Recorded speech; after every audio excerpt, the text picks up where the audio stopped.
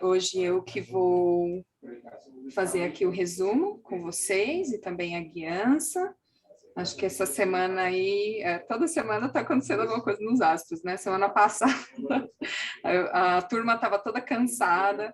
Essa semana eu estou vendo que a tecnologia e a agenda de todo mundo está uma coisa assim desafiadora. Mas ótimo, ótimo que vocês estão aqui.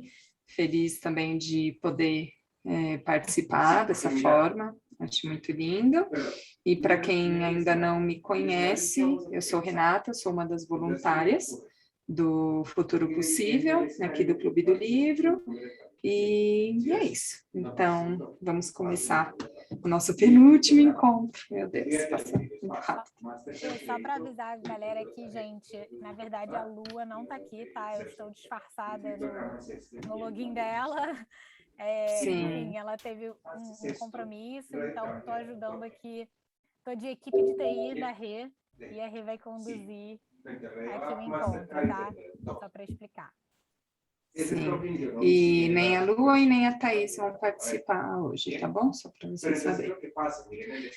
Bom, então vamos lá. Os capítulos, dessa vez, foi o Desmontagem, Milagre e Verdade.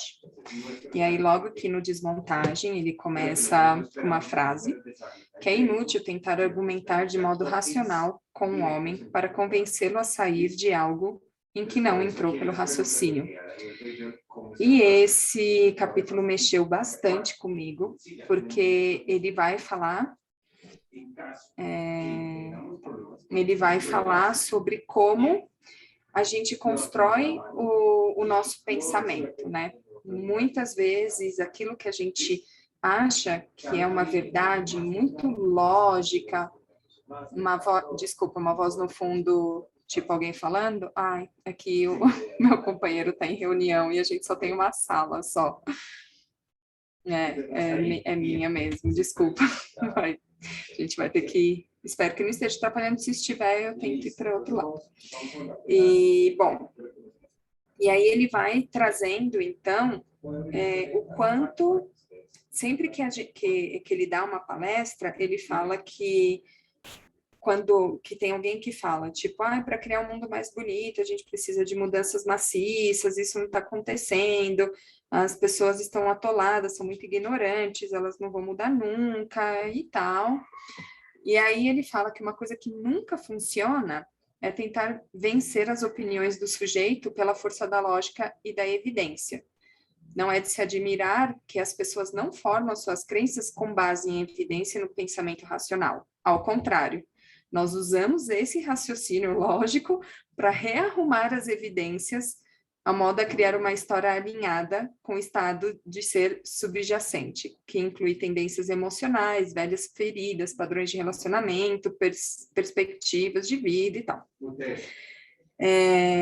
E aí isso pega muito, porque ele começa a questionar a nossa própria lógica, né? Às vezes a gente está achando que nós somos muito diferentes das pessoas, que nós escolhemos as crenças com base nas evidências e no raciocínio lógico, só que, na verdade, por trás daquilo que a gente acredita, está a lupa que a gente vê, né? E essa lupa, ela está baseada nas nossas próprias crenças.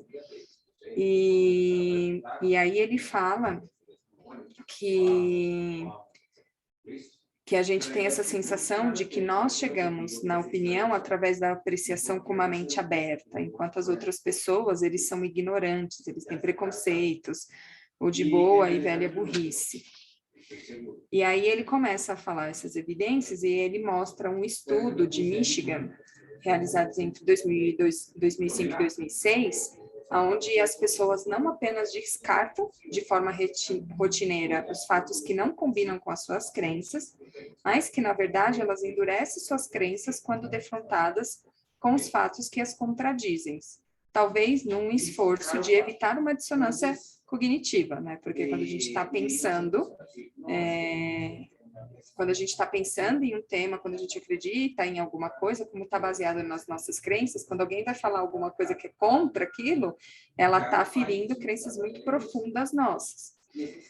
E aí ele fala que a coisa ela fica pior ainda quando a gente começa a entender que as pessoas mais mal informadas tinham as opiniões mais ferrenhas e os pensadores mais sofisticados politicamente eram os menos abertos a informações contrárias.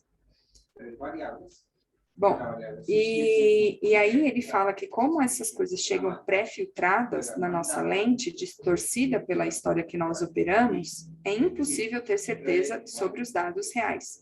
E aí ele fala uma coisa que é super polêmica, que é inclusive sobre os dados em relação aos impactos ambientais. A gente nunca consegue saber realmente se é verdade, porque todas essas pesquisas, elas vêm pautadas em crenças muito pessoais. E aí, depois, quando começar a guiança, eu quero falar um pouco mais sobre isso. E aí, ele dá um exemplo da Nestlé, né, que é aí uma empresa super polêmica, quando a diretora, o vice-presidente da Nestlé, estava falando dos produtos deles, da água engarrafada, e uma estudante interrogou, mas nossa, será que a gente precisa disso? Vocês estão usando pelo menos 40% de plástico em cada garrafa, não seria melhor deixar o plástico? E aí ela começa a dar várias justificativas que, pelo racional, faz muita lógica, né? Tipo, tem realmente muita lógica tudo aquilo que ela está falando. E aí ele fala, então, que tem 3 possibilidades. A primeira possibilidade é que a mulher é realmente uma hábil mentirosa e que ela está ali usando da parte racional e dos dados para poder mentir. A segunda parte é que a mulher realmente diz a verdade, que a empresa está aprendendo com os erros dela, que ela está entendendo que ela precisa de responsabilidade social e ambiental, que isso vai acontecer aos poucos, e com a ajuda das pessoas eles vão continuar fazendo progresso. E a terceira coisa é que ela não apenas acredita em tudo que diz, mas são dados irrefutáveis a partir da sua estrutura de referência. Então, a partir da estrutura de referência de que já não se tem mais tanta água boa, de que já não se chega mais água em tanto lugar, é imprescindível que exista uma empresa que pegue garrafas para colocar água e que ela consiga distribuir e chegar essa água em mais lugares. Melhorar a vida através da tecnologia, da progressiva conquista da natureza interna e externa. As visões dela não mudarão até que essa estrutura desmorone. Eles se sentem em casa dentro da história da ascensão, né? Ele fala isso em relação à Nestlé e sobre as pessoas que justificam fazer mais tecnologia para reverter os danos que a própria tecnologia fez. E que aí a gente está sempre dentro de justificativas. Ah, mas se eu não fizer isso, né? Ele dá um exemplo aqui do Golfo do México, que um consultor falou, veja, se eu não construir o duto, as refinarias vão refinar apenas petróleo cru, pesado, e aí vai ser pior, e aí vai acabar indo para a mão de um outro lugar que não é os Estados Unidos, então é melhor que esteja nos Estados Unidos. E a gente começa a colocar muitos raciocínios lógicos ali dentro dos nossos pensamentos, sempre nos justificando. E aí ele fala uma coisa que é muito interessante, que é como saber se você não é igual àquela vice-presidente da Nestlé, né? Então ele vai sempre colocando isso e colocando a gente, todos nós que pensamos de uma outra forma, acredito que às vezes de formas parecidas com ele, já que estamos aqui fazendo esse clube do livro, como que a gente vai saber se nós não estamos usando dessas justificativas? E ele começa então, a fazer com que a gente analise criticamente aquela coisa que nós pensamos.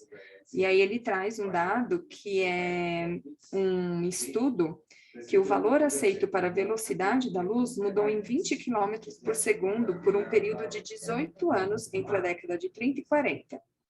Uma mudança que se confirmou em experimentos por todo o mundo. Então, ou seja, a ciência confirmou que essa mudança de 20 quilômetros existia em todo o mundo durante 18 anos.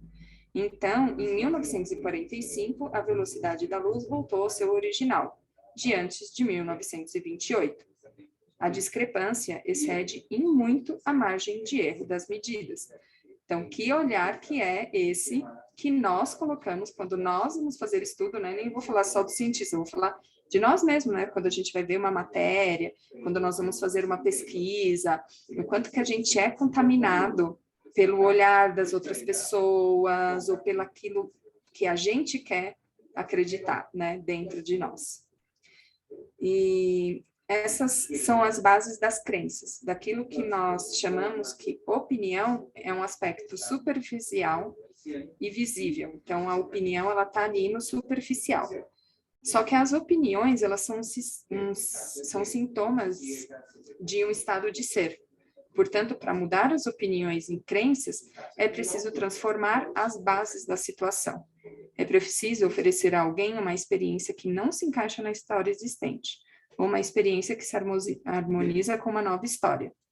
O mesmo se aplica a mudar as histórias que operam no âmbito organizacional, social e político.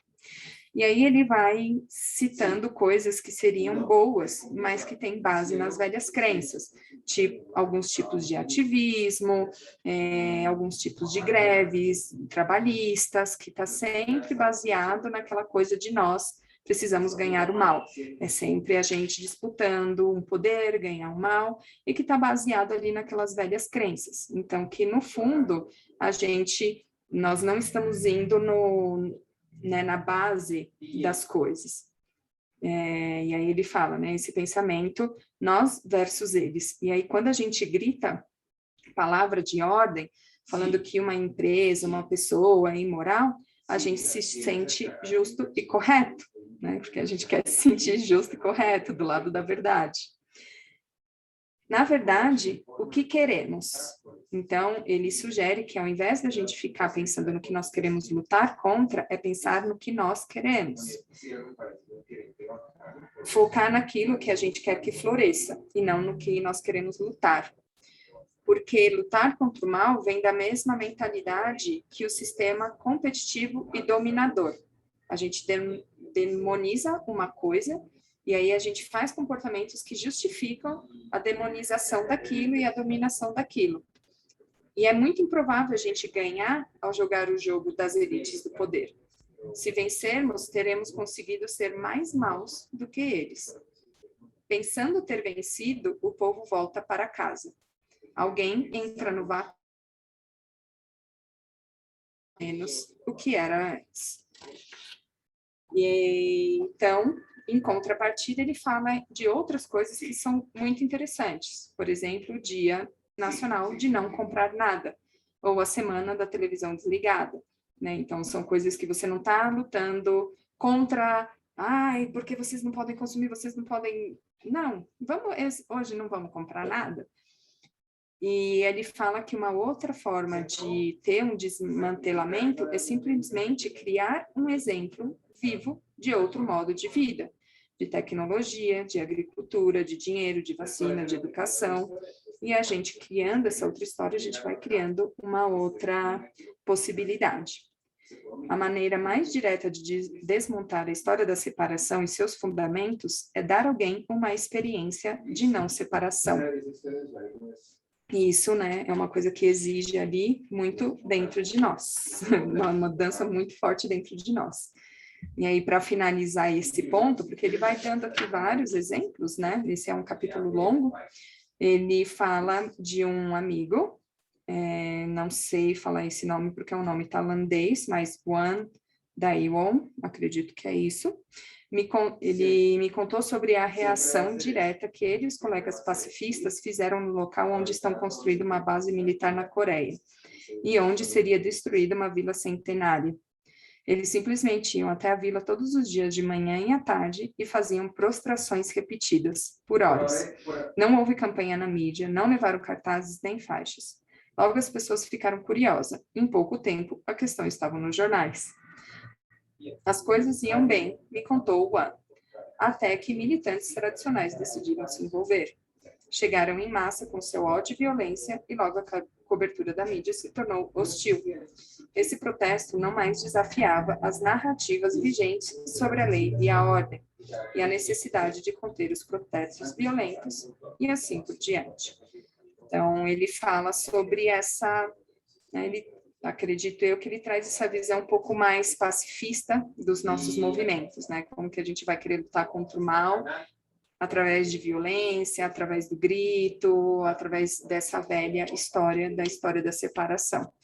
Eu acho que ele já vem preparando a gente, né, nos outros capítulos, para pensar um pouco do que é essa história e como que a gente faz parte dele.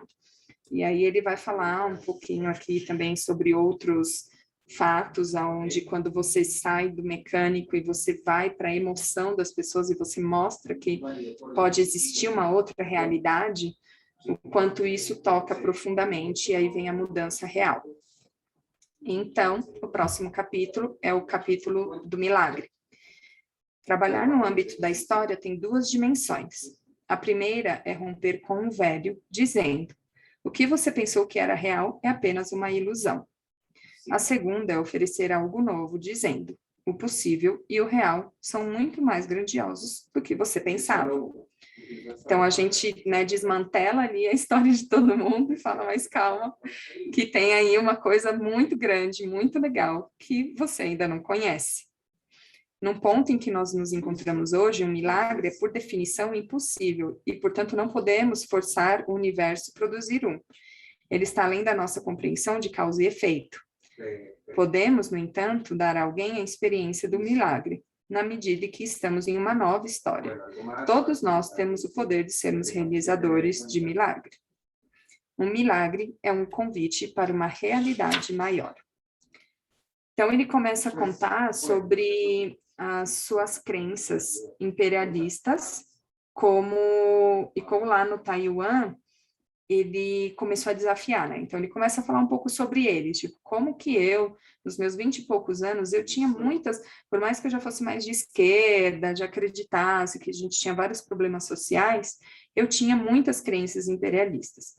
E quando ele foi lá para o Taiwan, ele começou a se deparar com medicina chinesa, ele teve uma viagem de LSD, que derreteu, que ele acreditava que era a realidade, ele ouvia da boca de pessoas respeitáveis inúmeras histórias de fantasma, ele se sentia muito desconfortável com a arrogância cultural e pessoal que ele precisava assumir para preservar a história de mundo, né? Então, como se ele estivesse buscando lutar com aquilo. E aí teve um momento que ele encontrou livros que mostravam que o universo não era desprovido de inteligência. E esse livro era de um ganhador do Prêmio Nobel e de um físico, dois maiores cientistas do século XX. Então, peraí, né? Como que dois aí super cientistas estão me falando que o universo não é desprovido de inteligência? Isso começou a ajudar ele, então, a abrir que, uau, então pode ser que aquelas coisas realmente existam. E ele começou a entender e começou a ver a materialidade era algo muito maior do que ele supunha, que potencialmente ela poderia incluir todos os fenômenos que associamos com o espírito. Então, um mundo material não limitado, um mundo material muito mais abrangente, muito mais inteligente do que ele podia imaginar, que inclusive poderia conter os espíritos. Ele fala aqui que nós temos medo de qualquer coisa que perturbe a nossa história do mundo, qualquer coisa que desafie as regras e os limites do real. Temos medo de milagres, ainda que ansiamos por eles também. Ele conta que diversas vezes ele mesmo foi rejeitando milagres na vida dele. Então, ele vai falando algumas coisas assim, o motorista de táxi conta que pegou uma mulher estranha no vestido de casamento e levou para o número de uma rua que não existia. Quando ele virou para trás para perguntar para ela, ela já não estava mais lá. Ele falou, ele devia estar bêbado, ou está querendo me impressionar. Ele torceu o tornozelo e aí um médico pega os seus polegares na carne inchada, fica apertando por 5 minutos e no outro dia tá tudo ótimo. E ele fala, não deve ter sido nada. Então, tudo que de milagre vai acontecendo para ele, no começo ele tinha essa questão de deve ser falso, porque se não for, o meu mundo desmorona. Então, ele traz essa questão do milagre, que está muito ligada ao capítulo anterior, que é o mundo vai desmantelar e como a gente tem medo dessas coisas que estão tão enraizadas em nós, nós não conseguimos aceitar os milagres que existem, né? Porque vai muito contra a história da separação, que é onde nós nascemos, o que nós aprendemos. Nossas crenças sobre o que é ou não é cientificamente aceitável estão ligadas à nossa confiança nas estruturas e nas autoridades sociais existentes. Como ajudar as pessoas e os sistemas que as abrigam a deixar de vez a velha história? Um ataque direto, evidência contra evidência, lógica com lógica, apenas intensifica o medo e a resistência. Não que eu acho que não há uma lógica por trás das minhas crenças, ou que elas só possam ser mantidas contra as evidências. Pelo contrário. Mas, como já descrito, outra coisa tem que acontecer. Algo mais profundo tem que mudar, antes que alguém se torne disposto a, pelo menos, olhar para as evidências. Como agentes de cura e de mudança, temos que abordar esta coisa mais profunda, a ferida do coração da história da separação. Temos que pensar em como estender um convite para um mundo maior. Essa é a essência do nosso trabalho como fazedores de milagre. Esse é um capítulo pequeno, né? E já está finalizando esse capítulo, mas aonde ele vem trazer essa coisa de que nós mesmos somos fazedores de milagre, que o milagre ele já está existente aí no mundo, é apenas a maneira que a gente enxerga. Milagre é o nome que damos à luz que brilha de um mundo maior e mais radiante. Ele diz não só que a realidade é maior do que pensávamos que era, mas que essa realidade maior está chegando. É ao mesmo tempo uma visão e uma promessa. Então, ele fala algumas coisas mais práticas. Quando estamos alinhados com o propósito do serviço, atos que parecem excepcionalmente corajosos aos outros são considerados como normais. Quando experimentamos um mundo mais abundante, atos de generosidade são naturais, uma vez que não há nenhuma dúvida sobre o contínuo suprimento. Eu não ia ler, mas eu vou ler, porque eu acho que é muito bom esses exemplos que ele dá. Quando vemos os outros como um reflexo de nós mesmos, uma segunda natureza, como se compreende na expressão, se não fosse pela graça de Deus, poderia ser eu, no lugar dessa pessoa. Quando apreciamos a ordem, beleza, mistério e conectividade do universo, surge uma profunda alegria e contentamento que nada pode abalar. Quando vemos o tempo como abundante e a vida como infinita, é possível desenvolver uma paciência sobre-humana. Quando nos desapegamos das limitações do reducionismo, da objetividade, do determinismo, tornam-se possíveis tecnologias que a ciência de separação não pode admitir. Quando abandonamos a história do eu distinto e separado, incríveis capacidades intuitivas e perceptivas emergem do seu estado latente. E aí ele finaliza esse capítulo para ir para o último capítulo, que é a verdade.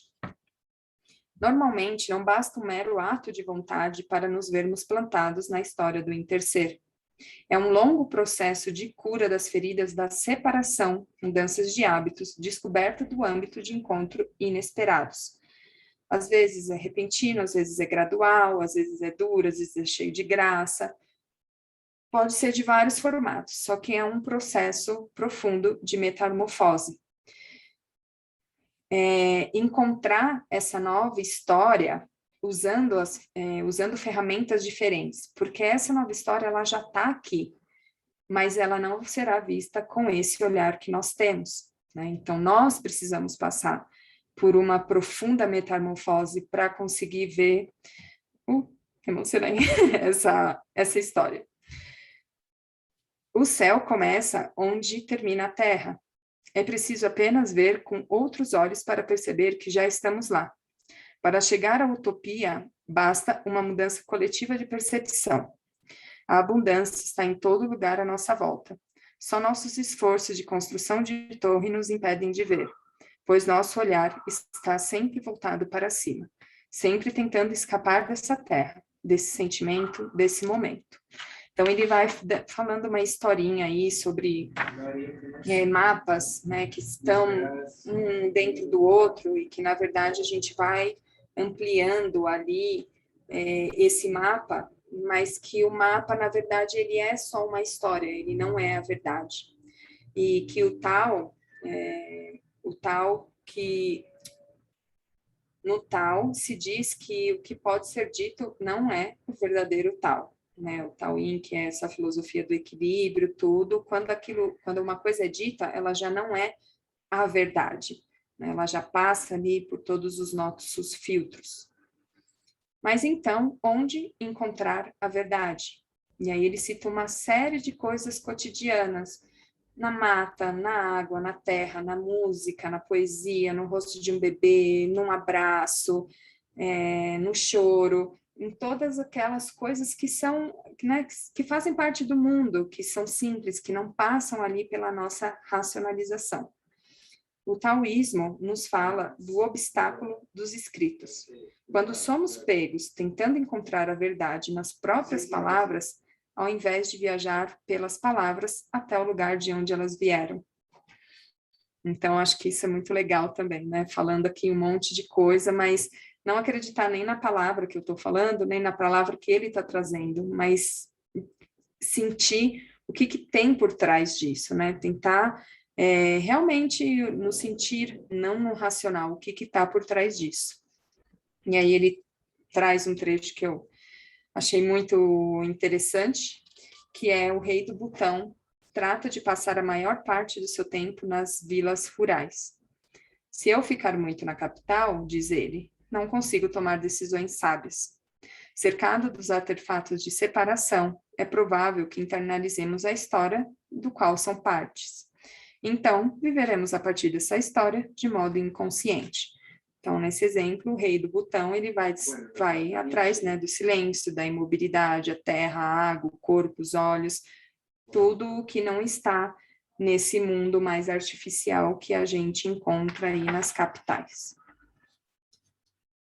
Não se pode fabricar a verdade. O fato de ela vir como uma dádiva significa que algo tem que acontecer a nós, para nos iniciar no pleno poder como veículos de mudança. Nossos esforços como curadores e transformadores evoluem à medida que passamos pela perda, o colapso e a dor no âmbito pessoal. Quando o nosso próprio subsetor pessoal da história de separação se dissolve, pela primeira vez somos capazes de ver aquela história como aquilo que realmente é. E eu acho bem legal, porque pelo que eu entendi, ele traz, não que... eu não entendi isso como uma coisa, mudar dói, mas é que como a história da separação, ela precisa ser desmantelada, em algum momento a gente vai passar por essas mortes, daquilo que a gente acredita, né? Então, isso acaba trazendo uma dor no âmbito pessoal. Para mudar a história do ser e do mundo, nós precisamos de um esvaziamento, desvaziamento. E é um tipo de crise, uma espécie de perda, até mesmo uma modalidade de morte. Então, depois disso, ele começa a dar um exemplo de como a gente pode fazer essa investigação um pouco mais profunda da história. E aí ele conta um exercício que ele fez em um retiro, onde ele fala aí a história do livro dele, e que o livro dele, o primeiro livro lá que ele escreveu, e que ele falou, tá maravilhoso, agora todo mundo vai querer. Chegou nos lugares, as editoras não queriam. E aí ele tinha duas histórias que ele contava para ele. A primeira era que ele era muito ruim mesmo, que ele não tinha doutorado, que ele não sabia direito sobre o assunto, e que como que ele podia ter a pretensão que as pessoas iam aceitar. Gente, vocês travaram para mim. Será que eu travei para vocês? Para mim não. Não, tá normal, Renata. Boa, porque todo mundo congelou assim. Acho que travou aqui. E a história número 2, que é ele falar, não, as pessoas estão rejeitando o meu livro porque elas não entendem, eu já, né, estou superior a isso, as pessoas não entendem, não tem espaço, né, colocando aí a relação. Uma seria, né, a culpa nele, a outra seria a culpa nas pessoas. E aí ele fala que as histórias contêm papéis, e as histórias que nós contamos a nós mesmos sobre nossas vidas atribuem os papéis que nós mesmos iremos desempenhar. Então, nesse retiro, ele faz essa proposta para as pessoas de contar as duas verdades, a primeira história da verdade e a segunda história. E aí, quando a pessoa vai contando a história, você faz essa atividade em par, aí o seu par fala, qual que é a verdade? A primeira ou é a segunda? Ah, eu acho que a primeira é a verdade. Ah, eu acho que a segunda. Ah, eu gostaria que fosse a segunda, mas eu acho que é a primeira. E aí eles partem disso. Ah, então a primeira história é a verdade? Então, o que é a verdade? Mas o que é a verdade? E aí você vai fazendo uma investigação do que é a verdade dentro da verdade. E aí a gente acaba caindo em algo que é muito mais do nosso sentimento. A gente começa a entender essas coisas que saem do racional e vêm muito mais para o emocional. Não é algo que possamos concluir pelo pensamento, ele fala. Ao contrário, ela vem, apesar das nossas tentativas de resolver a questão de modo racional, é uma revelação. Então, essas revelações, da verdade, ela vem apesar de, né? Ela, de repente, chega para a gente de alguma maneira. E ele percebe que em alguns momentos nada precisa ser feito, mas muito acontecerá, né? Quando você tem essas revelações, você não precisa fazer nada exatamente em relação a essa revelação que você teve. Muita coisa vai mudando automaticamente, porque você percebe.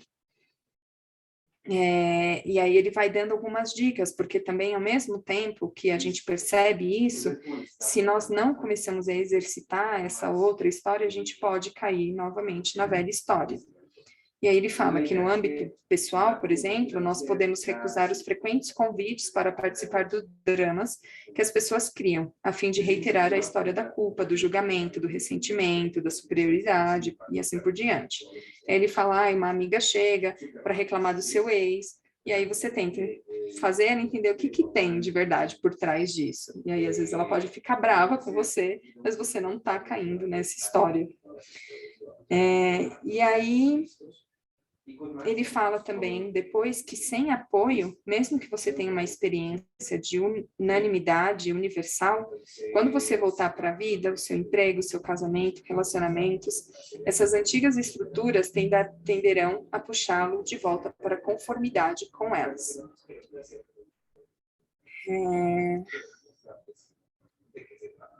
Se essas crenças não forem articuladas por mais ninguém, elas não conseguem se estabilizar.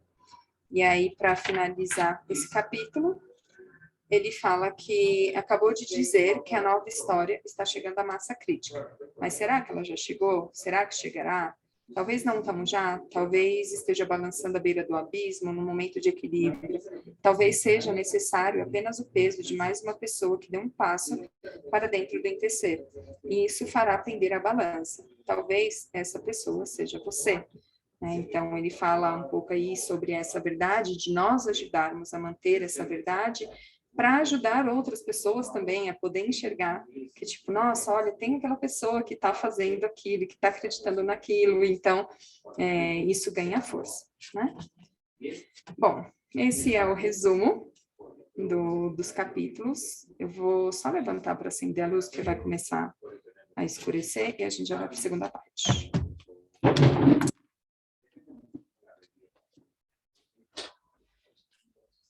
Neste caso, lo que nosotros queremos es darle a nuestros clientes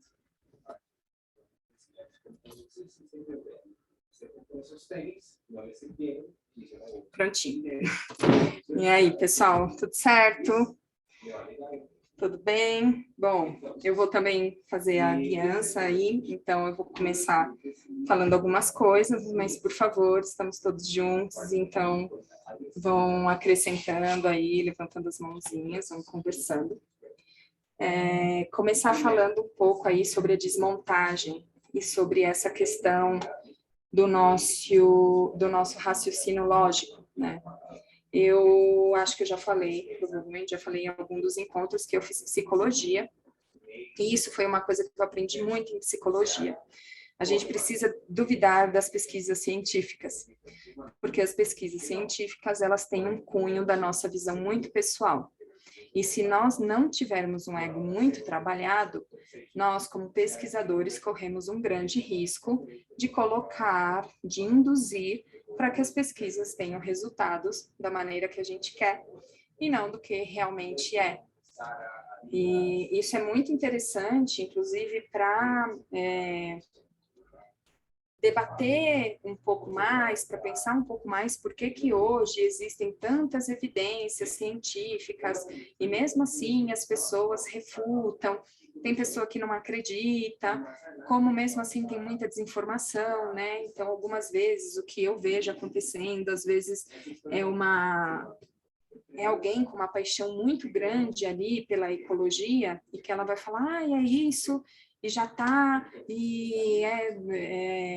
né, já está assinado, marcado, as coisas são assim mesmo, e aí vai chegar uma outra pessoa que pensa de uma outra maneira e vai encontrar falhas naquele argumento, porque é um argumento que passou por muitas lentes, que distanciou do que realmente é. Né? Então, isso é uma coisa muito interessante da gente começar a analisar e a pensar o quanto daquilo que nós estamos falando, daquilo que nós estamos defendendo, ela é realmente parte de uma história de construção, de amor, de união, de interser, como traz aqui no livro, ou é um medo que nós temos da nossa história, do nosso ego, daquilo que nós acreditamos, das nossas crenças se desfazerem. Então, alguém quer comentar alguma coisa sobre esse capítulo? Quer acrescentar alguma coisa sobre ele? Eu posso começar aqui. Eu fiz umas anotações. Uma das coisas que... Assim, eu pessoalmente, eu não sei se alguém se sente assim, mas eu sou daquela, assim, por exemplo, nesse contexto que a gente está agora, né, de pandemia, de coronavírus, e o tempo todo os cientistas falando e muita gente negando, né, as evidências científicas e tudo mais, e aí, ao mesmo tempo, tem essa fala da Rê, que é uma fala que eu também estou aprendendo a reconhecer, de que a ciência não prova tudo, então rola uma confusãozinha aqui dentro, do tipo, realmente, assim, o que, né, aonde a gente se segura, o que a gente acredita. E aí, na verdade, eu acho que assim, a gente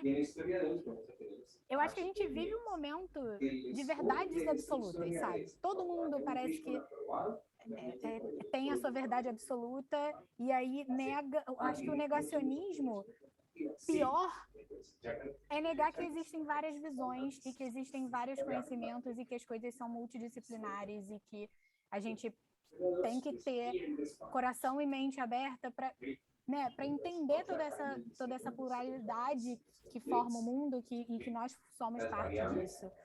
Então, quando a Rê falou no resumo, né, que as pessoas com as opiniões mais ferrenhas são as pessoas normalmente menos informadas, são aquelas pessoas que estão ligadas na manchete. E aí elas não se aprofundam, porque aí, para mim, é uma coisa que vai muito em encontro de uma crise geral de relacionamento, de se relacionar, de se entregar, de se comprometer com as coisas. Né? Tá todo mundo muito, acho que, ligado nos highlights, e aí vai, solta a sua verdade absoluta e sai correndo. E para a gente quebrar justamente, eu acho que essa história da separação, a gente precisa se entregar. E se entregar, né, dá trabalho. A gente sai da zona de conforto. Né? Eu aqui, acabei de apresentar esse ano uma dissertação de mestrado que eu tinha que ali botar referência bibliográfica de tudo, e tudo com cunho científico e tudo mais. E é sair da zona de conforto, entender que, né, o que eu escrevi ali, as referências bibliográficas que eu trouxe, não são verdade absoluta. Então, eu acho que é um pouco isso, é a gente realmente se propor a sair dessa zona de conforto que na verdade é perigosa. É uma zona de conforto que aparenta que é confortável, mas na verdade não é, então é complexo, é paradoxal, assim, o próprio sentimento aqui, assim, não é absoluto, né? Fernanda tá com a mão levantada. Sim, eu vi. Não, imagina. Mas eu acho que é isso, né? a zona de conforto que a gente tem, eu acho que é bem legal isso que ele traz, que a zona de conforto que a gente tem, ela está muito enraizada na nossa noção de sobrevivência. A nossa noção de sobrevivência é muito baseada nas nossas questões cerebrais, da maneira que a gente acreditou, né? A maneira que a gente acredita no mundo ele é muito baseado na forma de sobrevivência. Para eu sobreviver, para eu ter sucesso, para eu avançar, precisa disso e disso acontecer. Então, quando a gente começa a negar as coisas que a gente aprendeu com a nossa família, na nossa escola, com as pessoas que a gente ama, a gente está negando toda a realidade. Então, isso é um perigo muito grande. E, às vezes, né, por que as pessoas que menos conhecem são as mais ferrenhas? Porque justamente as que são mais ferrenhas não vão querer procurar descobrir verdades que é fora daquilo, porque ela tá ali, não, isso tem que ser verdade, isso tem que ser verdade. Né? Então, é essa zona de conforto, na verdade, do medo, né? Medo de sair daquilo lá e tudo que você acreditou. E eu não sei como que aconteceu o processo de vocês, se já aconteceu alguma vez, mas eu, quando comecei a me desconstruir, teve esse momento que eu falei, gente, era mentira tudo aquilo que eu acreditava. E isso no começo foi uma briga, porque eu trabalhava com a minha família, eu era totalmente de um jeito, eu comecei a mudar. E foi uma briga dentro de casa, agora tá tudo bem, mas uau, não foi fácil. Então tem essa coisa mesmo, uau, é mentira isso que estão falando. E aí você tem que estar aí, né, trabalhando para poder ir para essa nova história. Pode falar, Fê. Então, eu acho que isso que a Natália estava falando é interessante, mas ao mesmo tempo eu acho que é mais ou menos sair da zona de conforto, no sentido de que o pensamento científico, na verdade, ele sempre foi o pensamento aberto para dúvida. Só que a gente se perde nisso, parece, assim, né? Na verdade, o pensamento científico, ele deveria ser sempre aberto para dúvida, para a possibilidade de outra pessoa testar a mesma hipótese e falsear aquela hipótese. O pensamento científico se baseia em hipóteses que têm que ser feitas antes de que algo possa ser objetivamente colocado. Então, na verdade, o pensamento científico, ele se propõe a ser aberto para dúvida, mas a gente se perde nisso e a gente se fecha justamente por essa coisa da insegurança e da autoafirmação, né? E eu acho, né, quando a Renata estava dando o resumo, assim, eu fiquei pensando em outras coisas que eu venho estudando também, que como a ferida da separação, ela tem muito a ver com a ferida colonial também, né? Porque a gente vem de um planeta que há muitos séculos tem uma relação entre si de colonização, né? E a ferida colonial, ela fez muito isso, assim, né? Chegam num continente, dizem não tem ninguém aqui, não tem nenhuma cultura aqui, não tem nenhum saber aqui. A gente vai mostrar para vocês como que como é que se faz, né? E aí todos esses outros saberes, essas outras formas de ver o mundo são violentadas, mortas, excluídas, marginalizadas. Então, como a ferida da separação é também a ferida colonial, assim, né? E o resgate da gente poder. Eu acho que tem muito a ver. O Charles fala isso em alguns outros materiais dele, assim, né? Mas eu acho que tem muito a ver com a postura humilde frente à vida, assim, né? A humildade de talvez tu não saiba todas as respostas. É isso que eu acho que faz também as nossas próprias alterações e metamorfoses serem mais tranquilas quando a gente é capaz de ficar num lugar humilde de saber que eventualmente a gente vai ultrapassar nossas próprias verdades e vai olhar para trás e dizer, mas não era nada daquilo que eu achava que era, assim, né?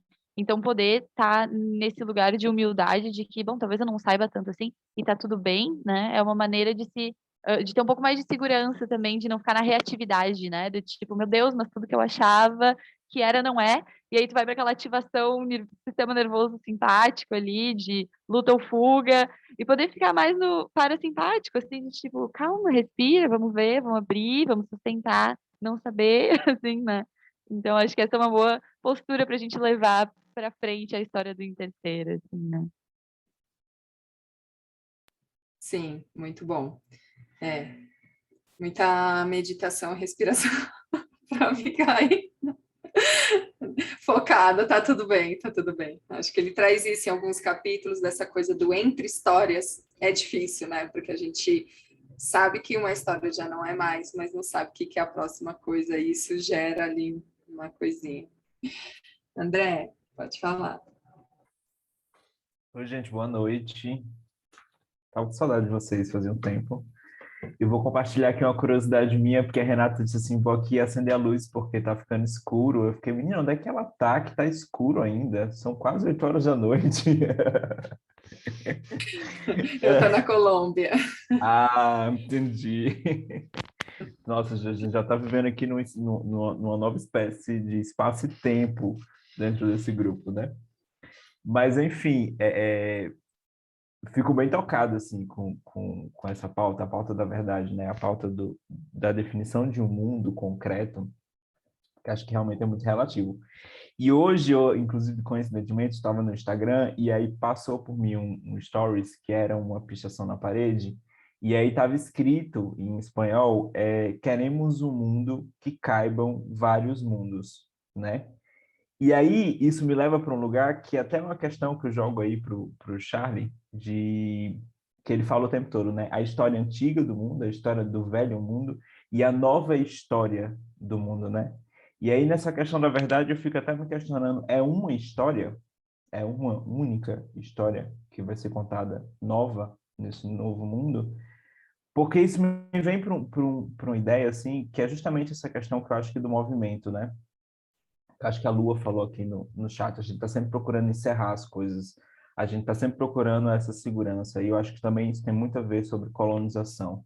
A colonização, da forma como ela é estabelecida, ela vende uma ideia, né, de que a gente vai atingir essa estabilidade, de que a gente vai atingir essa estabilidade, que tudo vai ficar estático, que a vida não é uma grande encruza, e que por ser uma grande encruza, ela é essa criação o tempo todo, né?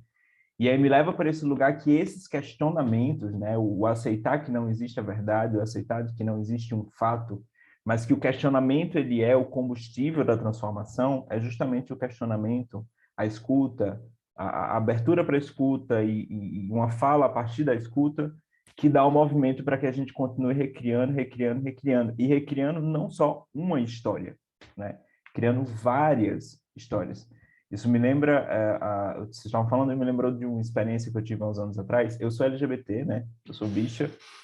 E eu cheguei no momento da minha vida em que a fórmula da minha família não cabia mais. A fórmula monoparental, da forma como estava se edificando, ela não cabia mais. Então, eu cheguei no momento X, no marco zero, em que eu olhei para um lado e vi meus irmãos naquela estrutura de família, tendo filhos e tudo aquilo acontecendo, e não que tenha nada errado com isso, mas eu cheguei no momento de olhar e dizer, não, eu não vou nesse formato. E aí entrar nesse voo livre, de que as coisas poderiam ser edificadas a partir das minhas referências, quais são referências, que referências são essas, como é que eu vou edificar isso? E aí eu tive, alguns anos atrás, umas experiências mais ousadas de experimentar outros estilos de vida, outras formas de fazer, porque eu disse, bom, já que não tem uma regra, vamos aqui enfiar o pezão e vamos descobrindo. E eu tive a experiência de conhecer pessoas que estavam na alimentação viva, que estavam vivendo já no estado de nomandismo pelo Brasil, e estavam vivendo já no momento de escambo de alimentação, que eles sequer usavam dinheiro. E não foi algo que eu vi no documentário, eu estava lá conversando com essas pessoas e dizendo, gente, vocês estão vivendo sem um centavo. Sim, a gente faz coleta de alimentação, a gente troca, a gente faz escambo, a gente troca conhecimento, a gente pega esse conhecimento e troca por um abrigo, e sabe? E a gente vai fazendo e assim a gente vai vivendo, e eles estavam vivendo, inclusive, uma vida maravilhosa no meio da floresta o tempo todo, em que a casa deles era uma Kombi, né? E eu lembro muito nessa época de eu ter comentado, inclusive, com meu pai, e meu pai ter dito assim, impossível, é impossível. No fim das contas, você vai precisar pensar numa aposentadoria, você vai precisar pensar nisso, naquilo outro, isso aqui. E eu estava ali, naquele momento da minha vida, vendo a situação acontecer e dizer, gente, não existe nada impossível, sabe? A gente fica, às vezes, nesse horizonte que é a nossa vida, né? Nesse horizonte que é o nosso cotidiano, de ver, sabe, de estar nas paredes das nossas casas, dos nossos apartamentos, isso aqui, e achar que isso aqui, esse formato, como está estabelecido, ele está acontecendo em todos os lugares. Essa história que a gente está vivendo, ela está acontecendo em todos os lugares, e nós compartilhamos talvez uma mesma história, né, em uníssono. Mas, na verdade, a impressão que eu tenho, e que esse debate me traz muito fortemente, várias e várias e várias histórias, e várias experiências, e várias formas de vida, e várias formas de entender esse mundo e de se relacionar com ele estão acontecendo de forma simultânea pelo mundo todo.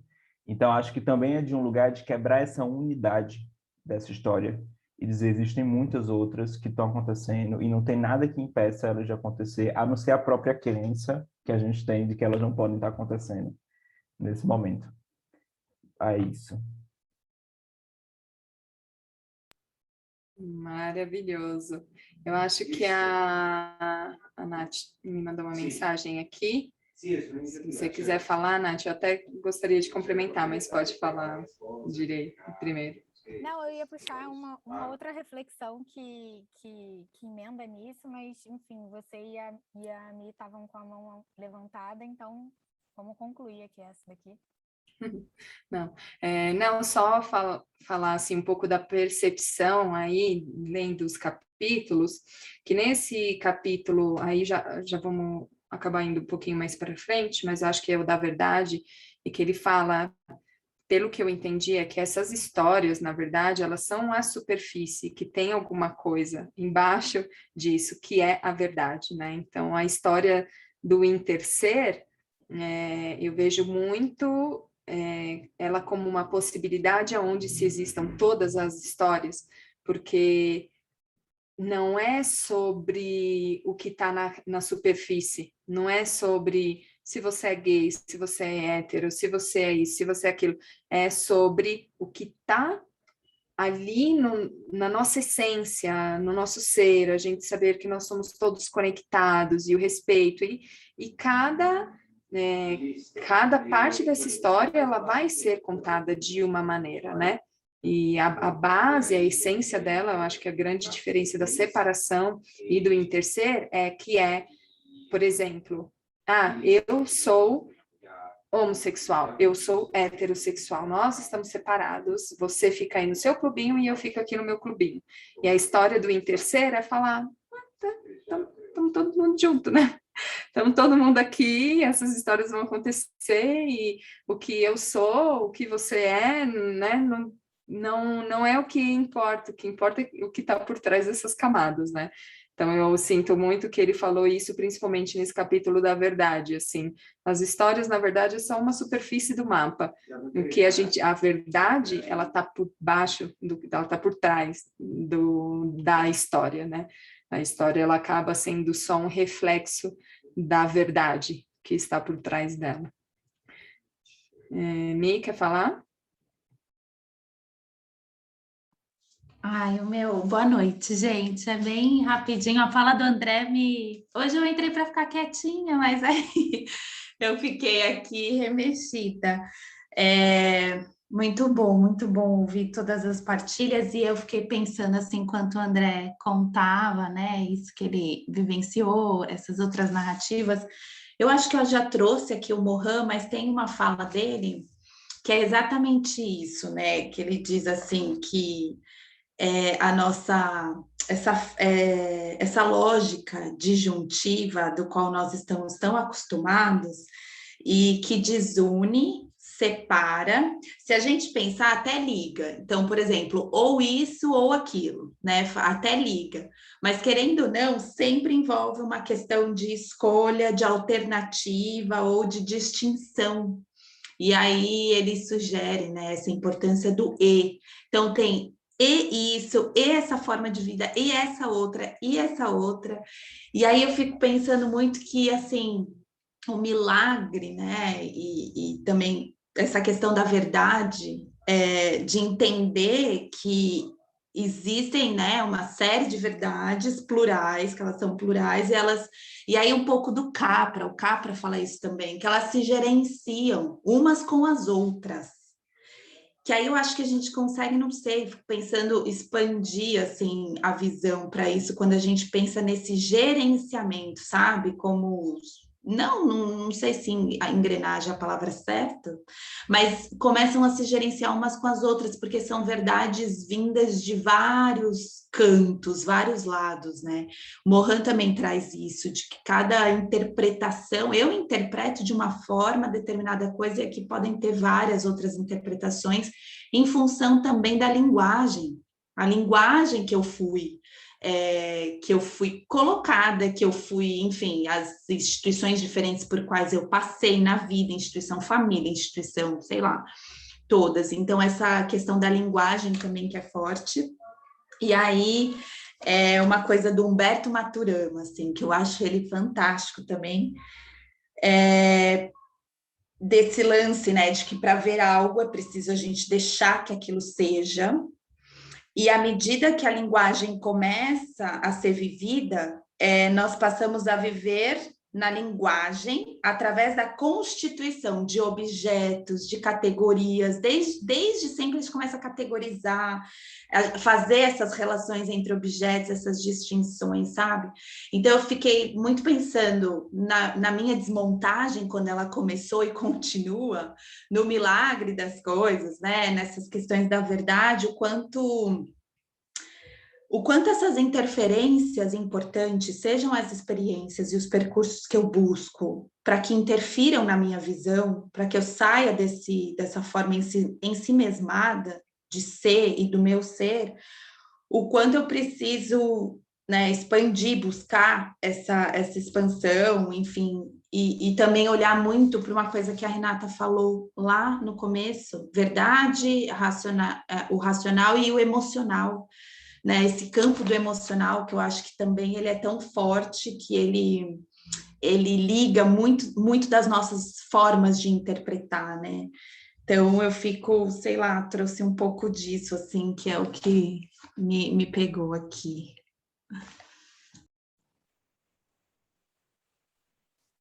Maravilha. Ai, tudo que vocês trazem aqui é sempre muito, muito ressoante, muito agregador. Muito obrigada, Mi. Nath Lua, boa Nath. Gente, só, o pessoal que entrou depois, na verdade, eu tô aqui disfarçada de Lua nesse outro, no perfil dela, na foto dela sou eu. A Lua não pôde participar hoje, e aí eu tô ajudando aqui a Rê a facilitar, então tô com o login da Lua para gravar direitinho. Aí eu comentei uma coisa no chat, mas na verdade sou eu, tá? Então se eu falar alguma besteira, não foi a Lua, não. Foi a Natália.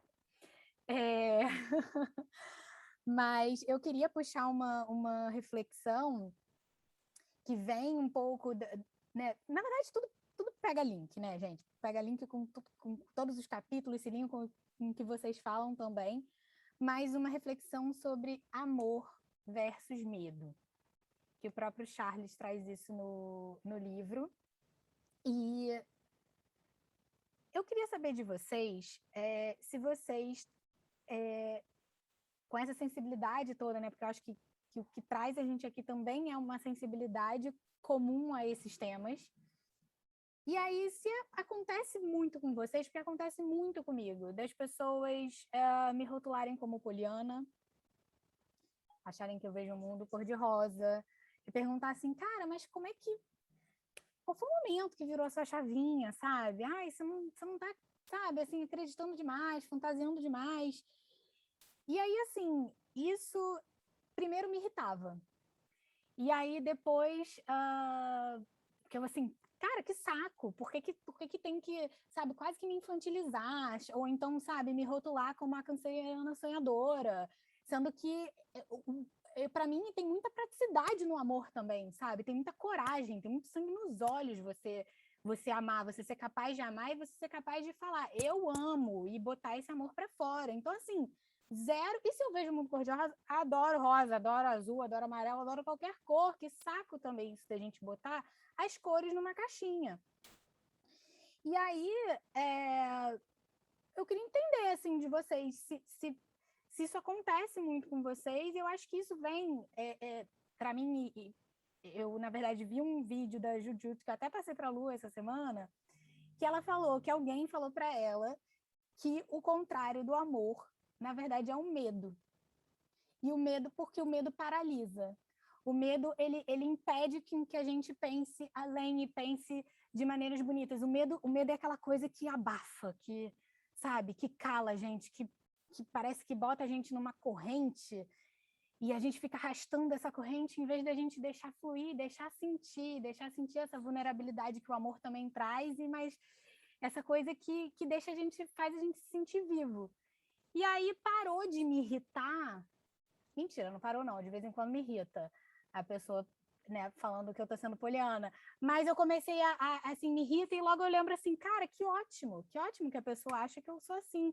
E aí veio muito de entender isso, né, que se eu tô amando, eu tô deixando de dar luz pro medo. E que bom isso. E aí, cara, vocês também se sentem assim? Também ficam chamando vocês de polianos e viajandões? Queria entender um pouco.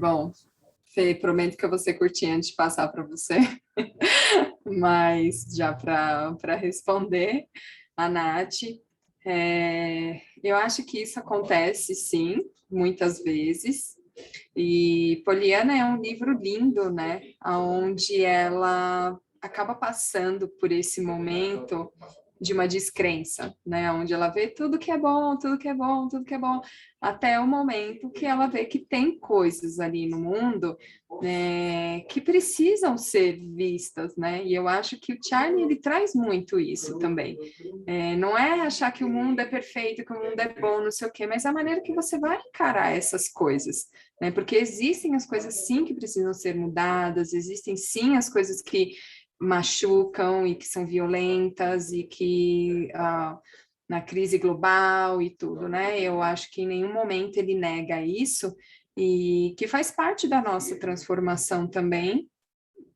aceitar esse, né? Às vezes aceitar esse, sim, eu sou uma pessoa que sou otimista, uma coisa que eu vejo muito é que dentro de mim eu achava que era difícil pensar em uma mudança no mundo quando eu não conseguia ver uma mudança dentro de mim.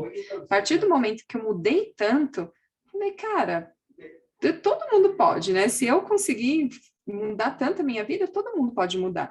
E às vezes o que falta nessas pessoas é enxergarem que a mudança pode acontecer, porque a mudança está dentro dela, né? Então, não, acho que é isso, sim.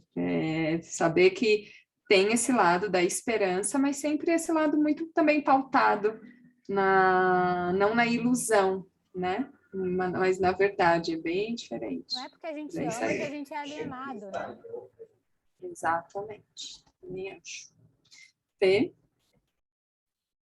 Aí eu ia falar de outra coisa, mas agora a Natália me convocou aqui. Comigo não acontece tanto de eu ser chamada de poliana, mas é porque, tipo assim, tudo que o Charles fala no livro é muito a minha verdade, assim. Tipo, eu li as coisas e eu ficava, meu Deus, não acredito, tem alguém falando isso. E pra mim é muito a minha verdade, mas eu não mostro tanto para as pessoas. Então, primeiro eu parabenizo vocês pela coragem, porque se vocês são chamadas de poliana, é porque vocês mostram essa face de vocês, assim. Eu acho que eu escondo um pouco, e aí eu não recebo tanto essas nomeações, assim. Então, acho que fala de uma coragem que você tem de se colocar como esse tipo de pessoa no mundo, assim. Então, acho muito bonito, assim. Uma coisa que ele fala no livro, que para mim achei incrível, assim, é de perceber nessas críticas, né, que o cinismo vem de uma ferida, né, vem de uma dor, vem de uma desilusão. Então, acusar alguém de tu tá sendo muito positivo, tu tá amando demais, é muito difícil que não tenha uma dor por trás disso, né? E poder escutar que tem uma dor, acho que facilita para não ficar irritado, assim, né? E para poder ter mais compaixão, assim, né? Bom, essa pessoa tá falando isso com certeza porque ela deve ter quebrado a cara muitas vezes, querendo ser essa pessoa que olha para a vida desse jeito, assim, né? E, e eu acho que eu ia falar antes de uma coisa que o André estava falando, quando ele fala, né, de quebrar a unidade dessa história, assim, porque infelizmente a gente está vindo de uma história de domínio, assim, né? Essa ideia de criar uma única história é uma forma de dominação, é domínio do pensamento, é domínio da imaginação, é de achar que a vida só tem como fazer a vida desse jeito, pagando INSS, tendo um trabalho de 8 horas e etc, como se não houvesse outra forma. Isso é um sistema de domínio, assim, né? E ao mês passado eu fiz um workshop com sobre economias decoloniais com o pessoal do México, que tem um projeto de escambo. Assim, eles criaram uma casa de escambo e lá eles entendem valor como, tipo, uma criança vai lá e troca um carrinho de brinquedo por um aquecedor para a família dela, sabe? Não tem essas equivalências de valor, assim, né? E aí, durante o workshop, uma pessoa estava dando o testemunho dela, assim, de que ele faz muito escambo na vida dele e que as pessoas se surpreendem muito, assim, quando ele chega e conta, tipo, hoje eu ganhei uma massagem porque eu troquei por um serviço de pesticida que eu fiz e tal. E que as pessoas sempre ficam muito chocadas, assim, de não se darem conta de quantas coisas elas poderiam fazer se elas pensassem nessa maneira de troca. E aí tinha uma pessoa da África do Sul lá que ela falou que isso é uma tirania da imaginação, assim, que isso é a tirania da imaginação, é tu cortar a visão das pessoas de como a vida pode ser por achar que só pode ser de um jeito, assim, né? E aí a gente falou muito sobre vamos sair da tirania da imaginação, vamos expandir a nossa possibilidade. E tem um texto do La Boétie, aquele texto super de 1600 alguma coisa que chama Servidão Voluntária, você já deve ter ouvido falar, né? Nesse texto, ele fala uma coisa que o Charles, eu acho que traz também. Ele diz, eu não estou dizendo para vocês sacudirem o tirano do lugar e tirarem ele à força de lá. Apenas parem de alimentar esse tirano, que o sistema dele vai ruir sobre si mesmo, assim, né? E eu acho que é isso. Por que não é poliana? Porque é um outro sistema de pensamento, não é uma luta entre o positivo e o negativo. Tá fora dessa arena. É outra coisa. É criar outra coisa, é imaginar outro mundo, é imaginar outras formas de ser, né? É isso. Obrigada, André, pelo apoio, estou sentindo aqui. Obrigada, Fê. Tá, quer falar? Ai, que linda.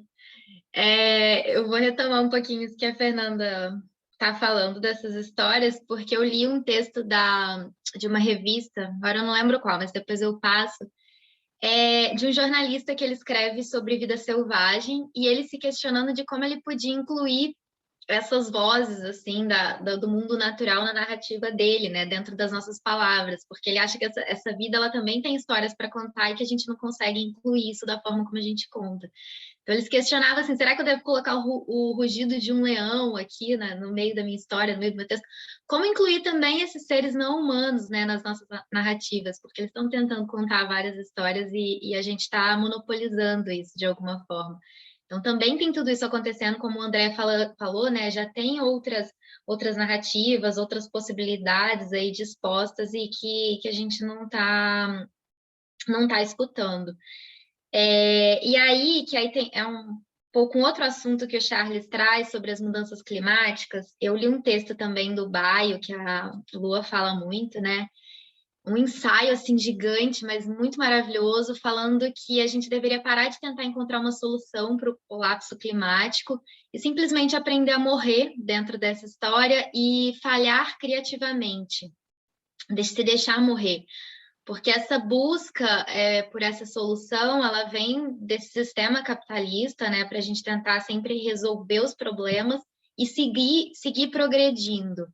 E ele diz que não tem como a gente parar a mudança climática, porque ela é o mundo em si respondendo, né? É o mundo vivendo, ela faz parte de nós, assim, da nossa relação com esse mundo. Então, não tem como a gente interromper isso, porque ela não está num lugar só, ela está acontecendo ao mesmo tempo em várias esferas, e que talvez a melhor coisa que a gente pudesse fazer é se deixar morrer, assim, dentro dessa história. Porque aí a gente interromperia essa lógica do progresso, de que a gente tem que sair desse lugar onde a gente está e chegar no outro lugar, enquanto essa lógica está produzindo todos esses problemas que a gente está vivendo, né? E aí vem isso que ele fala do mito, da gente ter que trabalhar na consciência do mito, dessa história que a gente está criando, e não nas soluções que vêm a partir desse pensamento que criou toda essa problemática que a gente está vivendo. E a Helena Ferrante, ela tem uma frase, assim, que eu achei bem legal, que ela diz que trata-se de encontrar um misteriosíssimo caminho, ou caminhos, né, que a partir de uma rachadura, de um desvio nessas formas já manifestadas, leve a uma escrita imprevisível, até mesmo para nós que já trabalhamos com isso. Então, esse tempo todo... Ai, André, amei a carinha do ET, não sabia que tinha isso. Então, assim, a gente está construindo essa história ao mesmo tempo que a gente está contando. E é muito louco isso, né? Porque não existe uma história pronta, ela está se formando dentro da gente, junto com a gente, como a Nath falou. Tá bom, eu sou poliana às vezes, mas eu tô muito consciente da realidade, tô criando um outro mundo. Então, como a gente vai contar essa história no momento que ela está nascendo? Isso é muito lindo e muito assustador. E eu acho que, assim, só através do amor mesmo que a gente vai conseguir fazer isso, porque a partir do medo a gente não dá conta de contar de lidar com isso tudo, né, que está emergindo. É isso. Uau! Isso que é uma entrega, a entrega profunda, imagina. Maravilhoso, muito bom. Laís, eu já vou deixar você falar, só faltam 15 minutos para terminar o encontro, e eu acho que a gente caminhou um pouco nos 3, mas acabou ficando muito ali no desmontagem, então você fazer sua fala e eu quero falar um pouquinho dos outros 2 capítulos, tá bom? Você quer já puxar os outros capítulos? Não, pode falar, tranquilo. Tranquilo, é porque ressoa muito com o que a Thalissa falou. Gente, esses 3 capítulos foram os meus favoritos, assim, eu comecei o livro esperando eles chegarem, porque quando eu comecei a ler, a minha visão era, tem uma nova narrativa, eu quero ajudar a escrever, literalmente, essa narrativa, eu quero contar os mitos e as histórias, e quero inventar metáforas que ajudem a gente a transformar em palavras, de fato, essa visão do que é o futuro. Muito literal, né? E aí, ao longo do livro, foi uma desmontagem, foi uma desconstrução disso.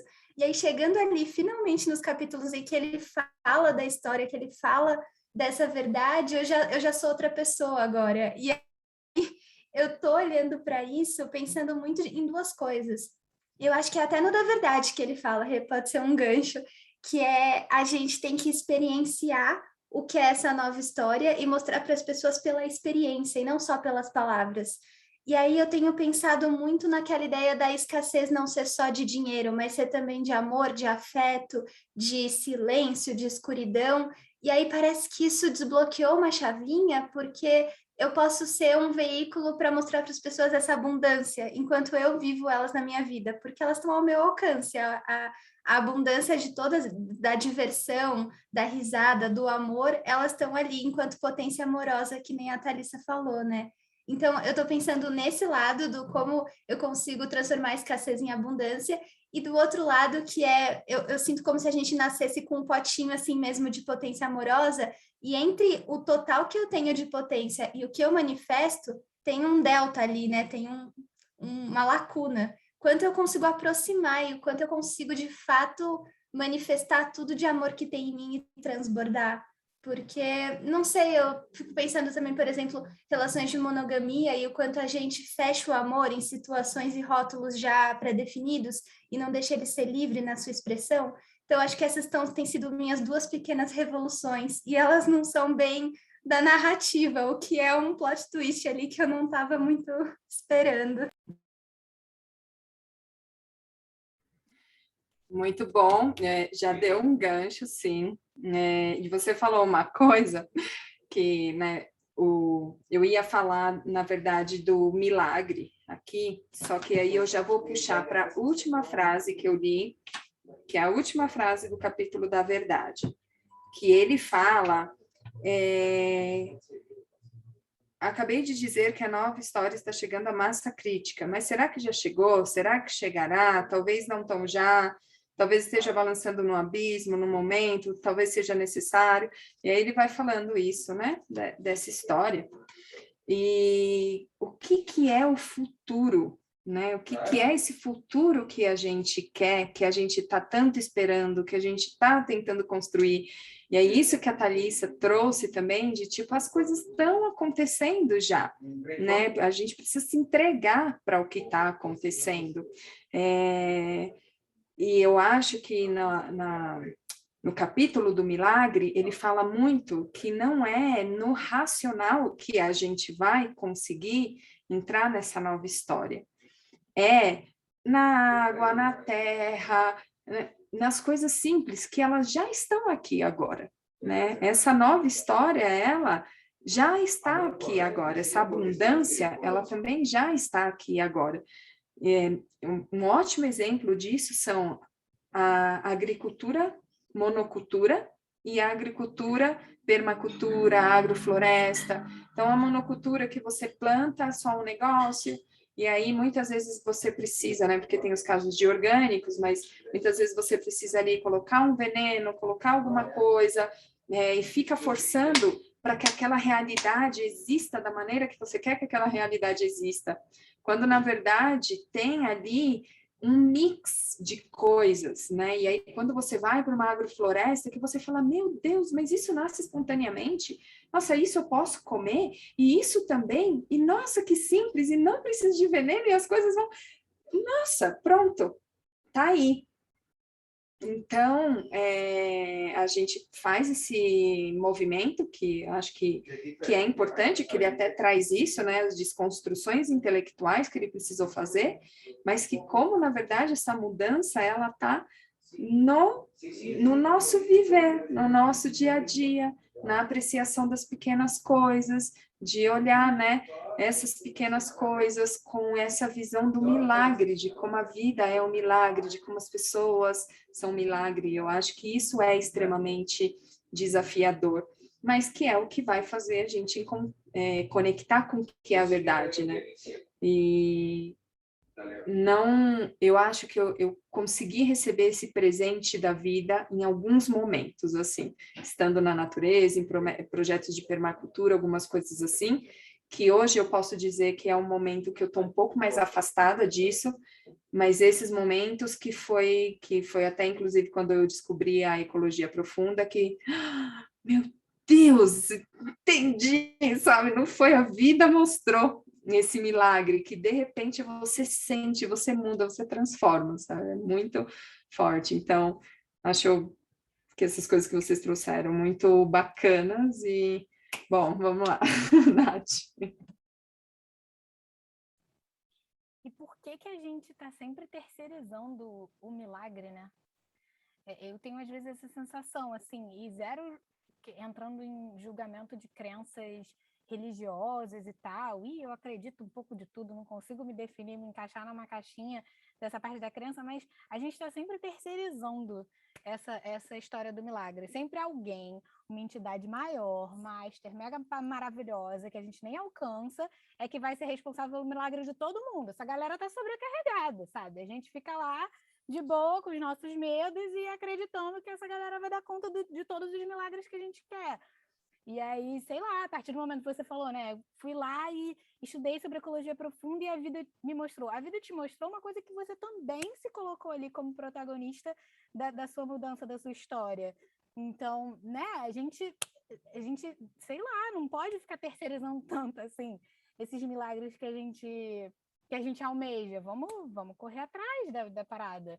Né? Tem sempre essa coisa do tipo, a gente também, às vezes, não tem que fazer alguma coisa. Mas isso também não é ser inoperante, né? Não é viver na inércia. Então, é um pouco disso, deixar transbordar isso tudo que a gente vai sentindo. E isso volta pra gente, a gente sente, a gente externaliza e vai rolando essas trocas, e os milagres vão acontecendo isso no dia a dia, sabe? Também a gente tem muito essa coisa do milagre, tem que ser, tipo, aquele palco com holofotes, aquele momento que, tipo, confetes, sabe? Fogos são estourados, os milagres, pô, às vezes tá num negocinho ali, tipo, os encontros que rolam aqui que vão além daqui. Cara, isso é um milagre. As conexões que a gente vai fazendo aqui são milagres, sabe? Não precisa sair numa manchete de um jornal e ser aquela coisa mega maravilhosa, estouros de tudo para ser um milagre. Então, acho que é um pouco isso, assim, a gente ser protagonista também do negócio. Ai, gente, hoje eu tô... Eu achei maravilhoso. Por que a gente fica terceirizando os milagres? Nossa, isso é muito bom mesmo. Bom, gente, falta 5 minutinhos. Vamos aproveitar, então, e fazer um exercicinho aí de presença, para a gente sentir um pouco tudo que a gente está falando. Então, sentar aí cômodos na cadeira, de um jeito que você esteja confortável. Se quiser colocar o pé no chão para sentir também essa energia da terra. E fechando os olhos.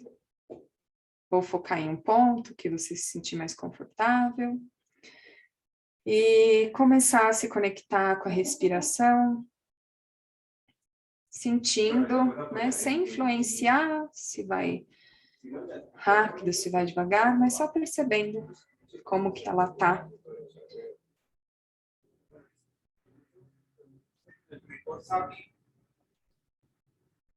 E aí vamos fazendo o exercício de ativar os nossos ouvidos e começar a perceber todos os sons que estão à nossa volta, toda a vida que existe em nosso entorno.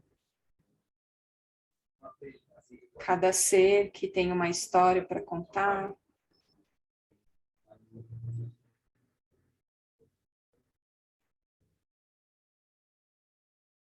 E vamos indo para o nosso olho, mesmo que fechado, sentindo como ele repousa, esse descanso do olho fechado, como ele vibra, se ele está cansado ou não.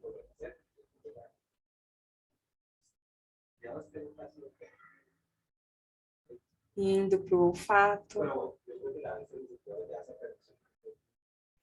percebendo essa entrada e essa saída de ar. Que cheiro que vem, que cheiro que você pode captar aí. Tá com cheiro de chuva, tá com cheiro de comida, tá com cheiro de casa.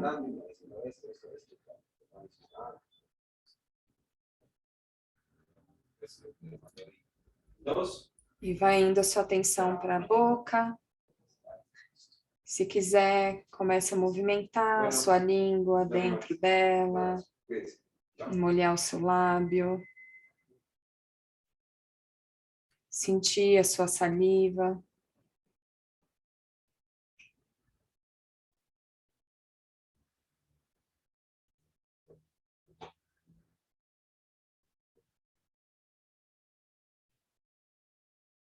E agora, vamos indo para a nossa pele, que é esse órgão tão magnífico que consegue sentir de ponta a ponta, começando ali na cabeça, o couro cabeludo,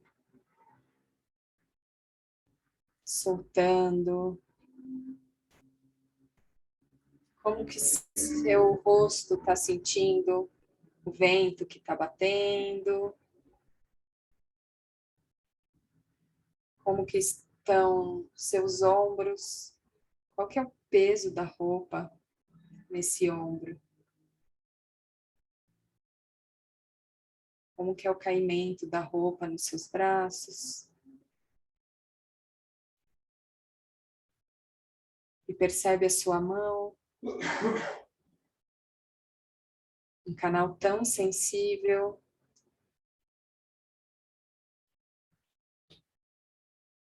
E vai descendo, percebendo suas pernas encostadas na cadeira onde você está sentado.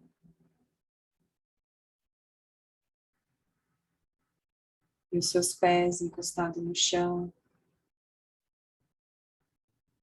E como seus dedos vão se espalhando, se conectando com a terra. Imagina que saem raízes do seu pé e que elas vão descendo. Se você está num prédio alto, ela vai descendo pelos vizinhos, até se conectar com a terra. Na terra, ela vai descendo camadas e camadas aéreos e de vidas que se transformaram nesse solo.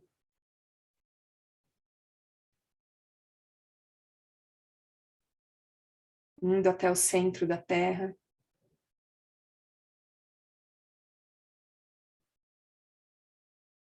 E sentindo essa energia que agora sobe bem rapidamente pelas suas raízes, pelo seu corpo e se expande na sua cabeça. Saindo pelo alto da sua cabeça e jorrando em plena vida esse solo, essa terra que dá vida, tudo que a gente conhece aqui, que é a casa de tudo que a gente conhece aqui na Terra.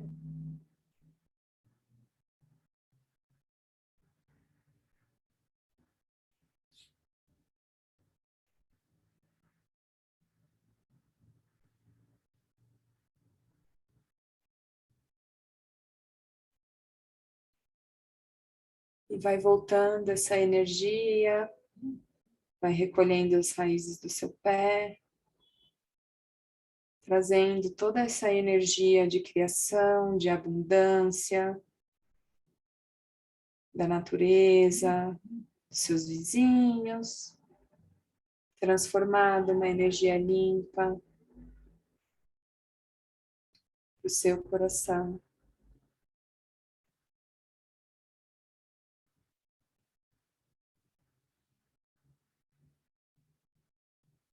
E quando você sentir que já é o suficiente, pode ir abrindo os olhos.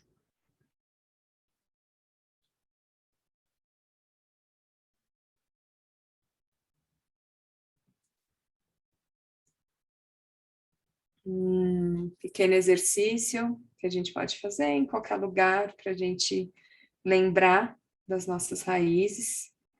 E antes de finalizar, eu incito vocês de novo a fazer o que ele já falou aqui no livro, de fazer esse questionamento do que é a verdade.